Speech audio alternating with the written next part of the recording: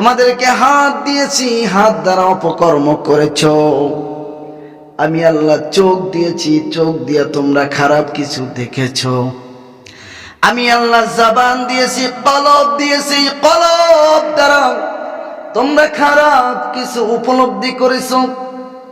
এ বান্দা শোন, আমি আল্লাহ এত নিয়ামত দেওয়ার পরেও তুই আমার শুকরিয়া আদায় করতে পারলি না। আল্লাহ তাআলা বেজার হইয়া যায়, আর বেজার হওয়ার দরুন আল্লাহ তাআলা ঘোষণা করে দেন, বান্দা শোন, এমন ভাবে তোর ভিতর থেকে, তোর ফ্যামিলি থেকে আমি নিয়ামত উঠিয়ে নিয়ে যাব, তুই কল্পনাও করতে পারবি না। এমন ভাবে নিয়ে যাবে আপনি আর আমি বুঝতেও পারবো, নিয়ে যাবে। এজন্য আল্লাহ তাআলা বলেন, ওয়ালা ইন কাফারতুম, শুধু এতটুকু বলেই কিন্তু তিনি ক্ষান্ত থাকেন নাই। এটা তো দুনিয়ার জন্য। ওয়ালা ইন কাফারতুম, তুমি যদি অশুকরিয়া জ্ঞাপন করো, আমি আল্লাহ সুবহানাহু ওয়া তাআলা তোমার ভিতর থেকে, দুনিয়ার ভিতর থেকে নিয়ামত ছিনিয়ে নিয়ে যাব। এরপরে বলতেছেন, ইন্না আযাবি লাশাদীদ, ইন্না মানে নিশ্চয়, আযাবি নিশ্চয় আমি তোমাদেরকে আযাব দিব, লাশাদীদ মানে পরকালে। নাউযুবিল্লাহ পড়ি। আমার বাবারা, আমার বন্ধুরা, বুঝা গেল কি যে আল্লাহ সুবহানাহু ওয়া তাআলা দুনিয়ার জমিনের ভিতরে এত নিয়ামত দান করলো। ওই নিয়ামত পাওয়ার পরেও যদি আমরা সঠিকভাবে না চলি, তাহলে দুনিয়া থেকে ওই নিয়ামত ছিনিয়ে নিয়ে যাবেন, পরকালে আমাদেরকে কঠিন ময়দানে ধরে বসবেন। বান্দা, এত কিছু নিয়ামত দেওয়ার পরেও কেন তুই আমার শুকরিয়া করলি না? কেন করলি না? আমরা বলি না, তোমার কিসের অভাব ছিল বাবা? তোমার আমি টাকা দেই না? তোমার আমি খরচ দিতেছি না? কাপড় দিতেছি না? প্রাইভেট খরচ দিতেছি না?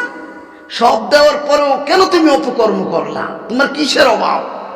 সন্তানকে বলি কি বলি না? বাবা যেরকম সন্তানকে শাসন করে, আল্লাহ সুবহানাহু ওয়া তাআলা ঠিক আমাদেরকে ওইভাবে শাসন করবেন। আমাদেরকে কিন্তু ছাড় দেওয়া হবে না বাবা, কেউ ছাড় পাবো না।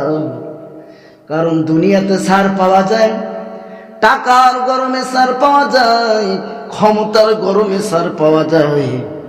আমার মামা ডিসি, আমার মামা এসপি, আমার মামা ব্যারিস্টার, আমার বাবা ব্যারিস্টার, আমার বাবা উকিল মুক্তার। আপনি মামলা থেকে বেরিয়ে আসতে পারবেন টাকার জোরে হোক, ক্ষমতার জোরে হোক, কিন্তু কাল হাসরের ময়দানে কোনো মামা চলবে না, কোনো বাবা চলবে না, কোনো টাকা চলবে না। সেদিন কারো কোনো ক্ষমতা থাকবে না, একমাত্র ক্ষমতা থাকবে একজনের, তিনি কি? আমার আল্লাহ সুবহানাহু ওয়া তাআলা বলেন, লিল্লাহিল ওয়াহিদিল কাহ্হার। এ বান্দা, ওই দিন আমি আল্লাহ ব্যতীত আর কেউ থাকবে? কেউ থাকবে না, কেউ থাকবে না সেদিন। এই জন্য আমরা যারা আছি, শুকরিয়া আদায় করার দরকার আছে না নাই? কম না বেশি? বেশি বেশি শুকরিয়া আদায় করো। দুনিয়ার নিজাম হলো, কোনো বন্ধুর কাছে যদি তুমি যাও, এই বন্ধুর কাছে তুমি একদিন যাইবা, 2 দিন যাইবা, 3 দিন পর্যন্ত তোমার সাথে ভালো ব্যবহার করবে। চতুর্থ দিন বলবে, বন্ধু তুমি আর আমার দরজায় আসিও না, আমার বিরক্ত লাগে, আমার বিরক্ত লাগে, তুমি আমার দরজায় আসিও না। এ বাবা, দুনিয়াতে যদি আমরা কোনো অপকর্ম করি, মা বাবা একদিন ছাড় দেয়, 2 দিন ছাড় দেয়, সমাজের মানুষ একদিন ছাড় দেয়, 2 দিন ছাড় দেয়, 3 দিন ছাড় দেয়, এরপরে সমাজের মানুষ বসিয়া এরপরে তার মা বাবার উপরে চাপ প্রয়োগ করে, তোমার সন্তানকে দেশ থেকে তাড়ায় দাও, ঠিক কিনা? তোমার সন্তান দেশে থাকতে পারবে না, কারণ মানুষ তুমি একদিন ছাড় দাও, 2 দিন ছাড় দাও, 3 দিন ছাড় দাও, আর আমার আল্লাহ তাআলা রহমতের দরজা নিয়ে তোমার জন্য আমার জন্য বসে আছি।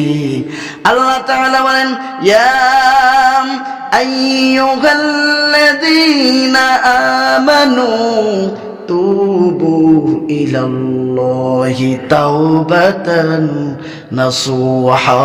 সুবহানাল্লাহ।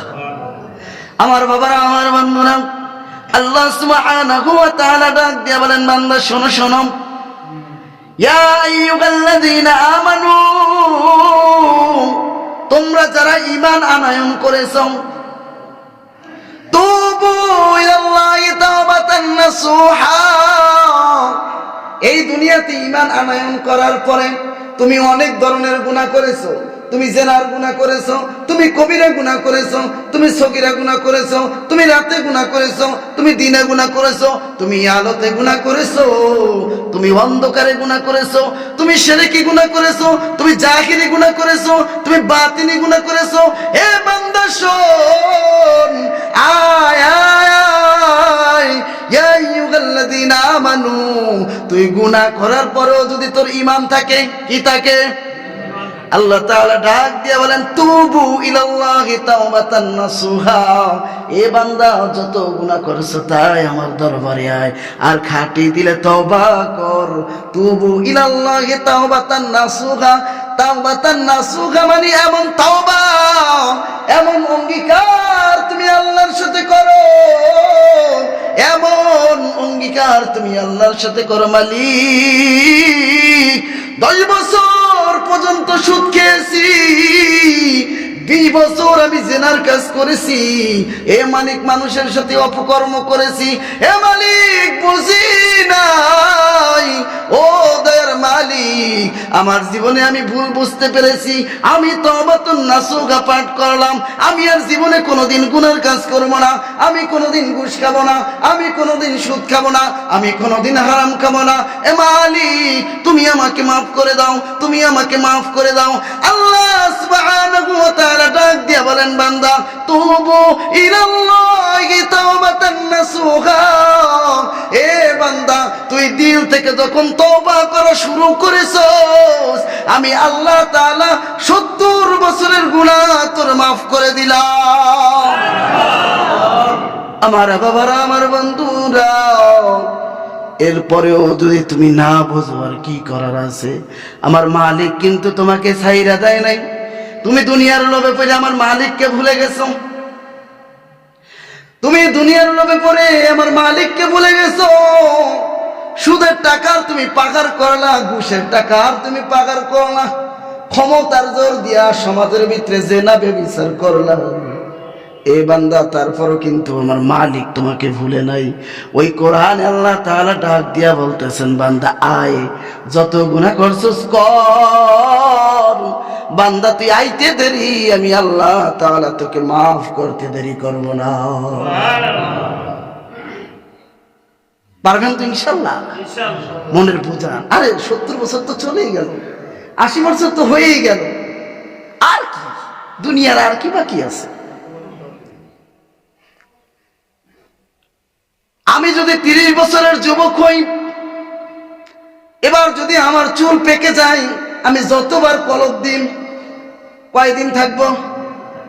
সর্বোচ্চ 2 মাস, 3 মাস, এরপরে থাকবে নি? না না, কারণ আল্লাহ তাআলার যে জিনিসগুলা দেওয়া, এই জিনিসগুলা মানুষ যতই ঘষা মাজা করুক পরিবর্তন করতে পারে। আমি যতই চেষ্টা করি আমি যুবক থাকবো, যুবক থাকবো, আমি কি মরবো না? মরবনি? আমি চেষ্টা করি আমি যুবক থাকবো। আল্লাহ তাআলা বলেন, রে বান্দা তুই যুবক থাকবি, তুই যত চেষ্টা কর, আমি আল্লাহ তাআলা নির্দিষ্ট একটা দিন ধার্য কইরা দিছি, ওই দিনের বেশি তুই থাকতে পারবি না। তাহলে কিসের এত অহংকার, কিসের এত গর্ব, কিসের জন্য তোমরা আজ দুনিয়ার গুনাহ নিয়ে পড়ে আছো? অনেকে মনে করে আমি মনে হয় আরো 40 বছর বাঁচুম, আমি মনে হয় আরো 60 বছর বাঁচুম। দুনিয়াতে যত মানুষ মারা যায়, দৈনিক যে খবরগুলো আসে, বেশিরভাগই যুবক মারা যায়, ঠিক কিনা?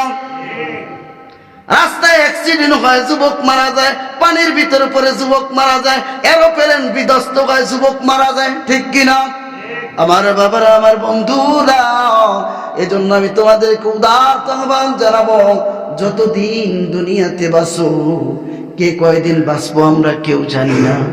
এই যে সময়টা, এই সময়টা আল্লাহর হুকুম নবীর তরিকা অনুযায়ী চলতে হবে। ব্যতিক্রম পথ আমি যতই দেখি, যতই করি, কিছুদিন পরে আর থাকবে। কিন্তু নবীর আদর্শ যদি আমি লালন করতে পারি, তাহলে ওই মানুষ কোনোদিন মরে, যদিও তার দেহটা মরে যায়, যদিও তার দেহটা আমরা কবর দিয়ে ফেলি, যদিও তার দেহটা কবরের ভিতরে পচে যায়, কিন্তু ওই মানুষটা প্রত্যেকটা মানুষের হৃদয়ে থেকে যায়। কথা বলেন ঠিক কিনা?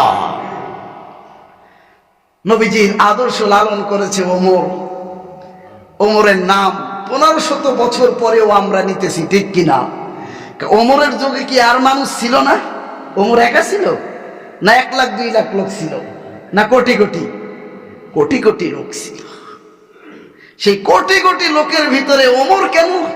কারণ ওমর রাদিয়াল্লাহু তাআলা আনহু, আবু বকর রাদিয়াল্লাহু তাআলা আনহু, ওসমান রাদিয়াল্লাহু তাআলা আনহু, আলী রাদিয়াল্লাহু তাআলা আনহু, এরা নবীর আদর্শকে এমন ভাবে লালন করেছেন, যারা মরার পরেও আল্লাহ তাআলা প্রত্যেকটা জাতির কলবের ভিতরে অমর বানিয়ে দিয়েছে, ঠিক কিনা?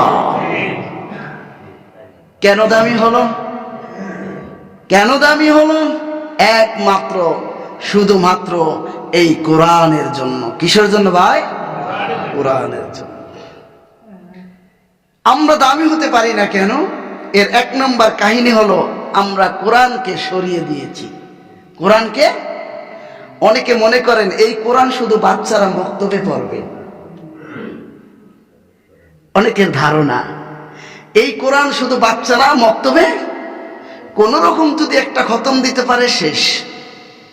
এজন্য মুসলমান আমরা ধ্বংস হয়ে গিয়েছি একটা কারণে, কোরআন শরীফ পড়ার জন্য নয়, কোরআন শরীফ দিয়ে বাস্তব জীবন পরিচালনা করার জন্য আল্লাহ তাআলা কোরআন দিয়েছেন। সুবহানাল্লাহ। এখন আমরা পড়ি, খতম দেই, কি দেই? কোরআন শরীফ কি দেই? কোরআন শরীফ কোনো খতম নাই। কোরআন শরীফ কখনো খতম হয়? আরে এটা খতম হওয়ার জিনিস না, এটা খতম হওয়ার জিনিস না। এই খতম মানে কি জানেন? খতম মানে শেষ। খতম মানে যেটা শেষ হয়ে যায়, ওটার নাম হয়ে যায় খতম। এবার বলেন, কোরআন শরীফ কি শেষ হয়েছে? শুরু হয়েছে কবে? লাউহে মাহফুজে শুরু হয়েছে। কাল কিয়ামতের দিন জান্নাতবাসীর জন্য আল্লাহ তাআলা যে বিশাল আয়োজন করবেন, ওই আয়োজনের ভিতরে সর্বপ্রথম দাউদ আলাইহিস সালাতু ওয়াস সালাম জাবুর কিতাব বাদ দিয়া এই কোরআনে কারীম তেলাওয়াত করে শোনাইলেন। সুবহানাল্লাহ। তার মানে কেন বোঝা গেল? এই কোরআন লাউহে মাহফুজে আল্লাহ সুবহানাহু ওয়া তাআলা জমিন সৃষ্টি করার আগে সৃষ্টি করেছেন। আর এই কোরআন আল্লাহ পুরা পৃথিবী যতদিন থাকবেন ততদিন থাকবো। শুধু তাই নয়, জান্নাতের ভিতরে কিভাবে আমরা চলবো, কিভাবে খাবো, কিভাবে কোন নিয়ম কানুন পদ্ধতি আমরা চলবো, সব কিছু আল্লাহ তাআলা কোরআন দিয়া চালাইবেন। এখন অনেকের প্রশ্ন, হুজুর আমাদের তো 40 বছর হয়ে গেছে, আমরা কি কোরআন পড়তে পারবো? আছেন এরকম প্রশ্ন? হুজুর এখন আর হয় না। আমি আপনাদেরকে প্রশ্ন করি, বুঝার জন্য চেষ্টা করবেন। আল্লাহ রাসূল সাল্লাল্লাহু আলাইহি ওয়াসাল্লাম, তার কাছে কোরআন আছে কত বছর বয়সে? কত বছর? যারা বলেন কত বছর? আপনারা কি এই ইতিহাসও জানেন না? আপনারা মেসির ইতিহাস ভালো জানেন, রোনালদোর ইতিহাস, পর্ন স্টার কারা, তাদের ইতিহাস আপনারা ভালো, কোরআনের ইতিহাস জানেন না। 40 বছর বয়সে আল্লাহ রাসূল সাল্লাল্লাহু আলাইহি ওয়াসাল্লামের কাছে কোরআন আছে। এর আগে কি আসছিল? হ্যাঁ, আরবের লোকেরা কোরআন জানতো, কোরআন বুঝতো। হ্যাঁ, ওমর ফারুক রাদিয়াল্লাহু তাআলা আনহু জানতো, বুঝতো? কেউ বুঝতো না। তাহলে রাসূল সাল্লাল্লাহু আলাইহি ওয়াসাল্লামের জবানে যখন কোরআন আসলো, তার 40 বছর বয়স, যেই সময় ওই সময় কোরআন আসছে। সুবহানাল্লাহ। এই কোরআন আসার পরে শুধু কি 8 বছর 10 বছরের পোলাপান মুসলমান হয়েছে কোরআন পইরা, না বৃদ্ধরাও মুসলমান হয়েছে? তাহলে আপনার 40 বছর বয়সে আপনি কোরআন শিখতে পারবেন না, এই মনস্থ আপনার ভিতরে কেন আসলো? এই থিওরিটা আমাদের ইসলাম বামপন্থী যারা রয়েছে তারাই আপনার ভিতরে ঢুকিয়ে দিয়েছে। কথা বলেন ঠিক কিনা? যেটা পোলাপান মক্তবে পড়বে এটা মনে হয় বৃদ্ধ মানুষের পড়া লাগে। অতএব রাসূল সাল্লাল্লাহু আলাইহি ওয়াসাল্লাম বলেন, কোরআনে কারীমের যতটুকু অংশ বান্দার জন্য অতটুকু অংশ জানা জরুরি, যতটুকু অংশ দিয়া তার দুনিয়াতে চলাফেরা কাজকর্ম করতে প্রয়োজন ততটুকু অংশ তার জানা ফরজ। কি ভাই? ফরজ। এবার আপনি জানেন না, আপনি ফরজ লঙ্ঘন করলেন,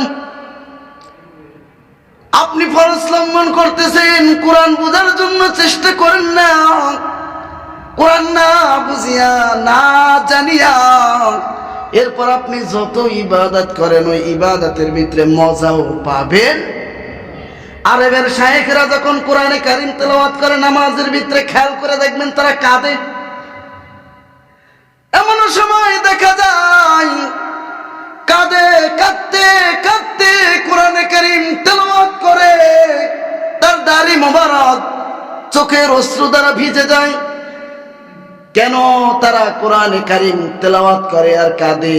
এর মানে হলো তিনি কি বলতেছেন তিনি সম্পূর্ণভাবে বুঝতেছেন, তিনি সম্পূর্ণভাবে।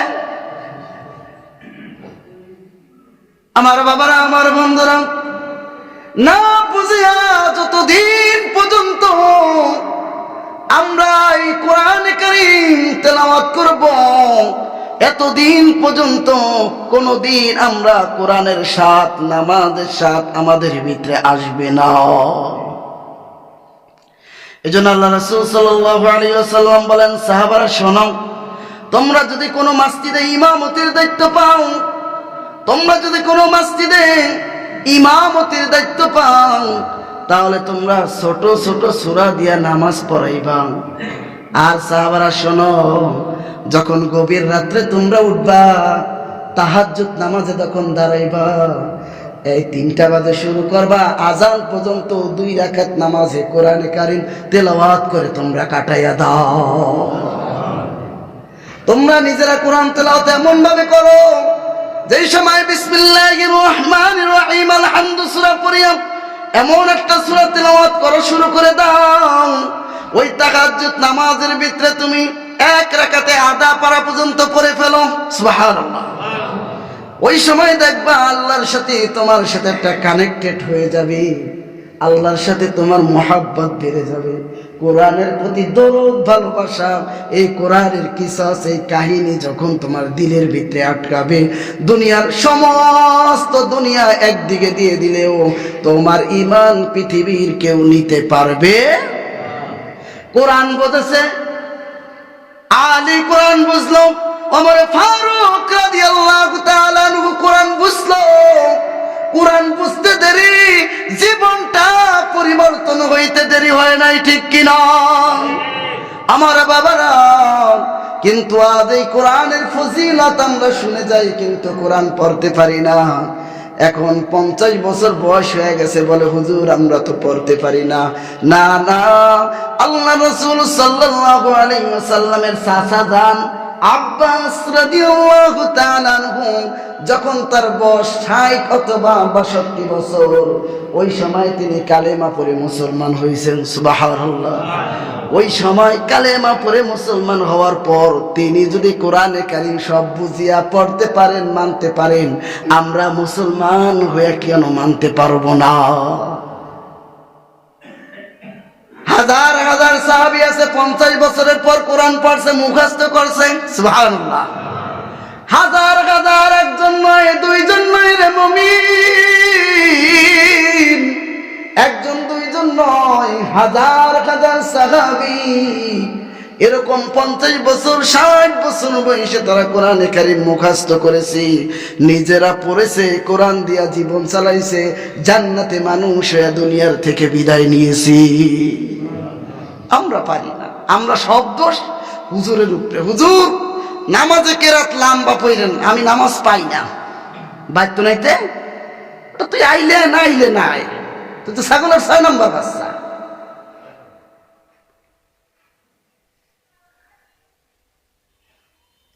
আমার বাবারা, আমার বন্ধুরা, আল্লাহ রাসূল শিক্ষা দিলেন, যখন তোমরা নামাজে দাঁড়াও কোরআনে কারীম তেলাওয়াত করতে থাকো।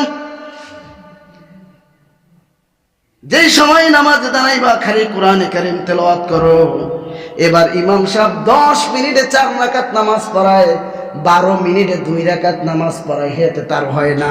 ওই ধারে 10 রাকাত সুন্নত নামাজ 5 মিনিটে পড়া বাইতে জায়গা মুসল্লি আছে না নাই? এ ভাই আছে না নাই? আমি মনে হয় ভুল কইছি, এরকম মুসল্লি মসজিদে নাই। আল্লাহ সুবহানাহু ওয়া তাআলা শিখাইলেন, যখন তোমরা নামাজে দাঁড়ায় যাও আর তোমরা জবান থেকে বলো আল্লাহ দুনিয়ার সব কিছু ছেড়ে দিয়েছি, শুধু একমাত্র তোমার দরবারে আমরা রুজু হয়েছি, এ মালিক দুনিয়ার সব কিছু ত্যাগ করে দিলাম, একমাত্র তোমার দিকে মুখ করে দাঁড়ালাম, এ মালিক আমরা অবশ্যই আমি মুশরিকদের অন্তর্ভুক্ত। এবার বান্দা যখন কোরআনে কারীম তেলাওয়াত করবে এমন ভাবে করো তোমার মন তোমার প্রাণ যেন স্বয়ং আল্লাহ সুবহানাহু ওয়া তাআলার সাথে কথা বলে। কিন্তু এই জায়গায় দুঃখের বিষয়, 2 মিনিটে 4 রাকাত শেষ। আমি হাবেশাব মানুষ, আমি তার সাথে নামাজ পড়া পারি না, আমার থেকেও বেশি স্পিডে নামাজ পড়ে। শব্দ হুজুরের। এর কারণ কি জানেন? বাংলাদেশে আইন নেই দেখে। বাংলাদেশে যে সৌদি আরবের মতো আইন থাকতো তাহলে শায়েখদের সাথে কথা বলতে গেল টিকিট কাটা লাগতো। কথা বলেন ঠিক কিনা?